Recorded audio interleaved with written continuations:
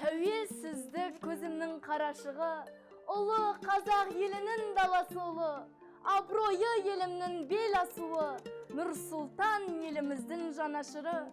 25 жыл егеменді еліміз бар, ұлан ғайыр киелі жеріміз бар.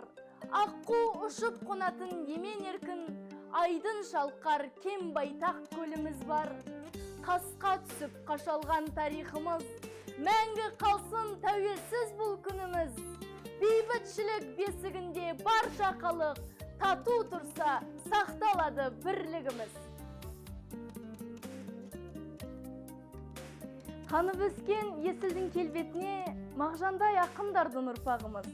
Кезекті Бердігенді керекуге, Жүсіпбектің кіндік қаны тамған жерге.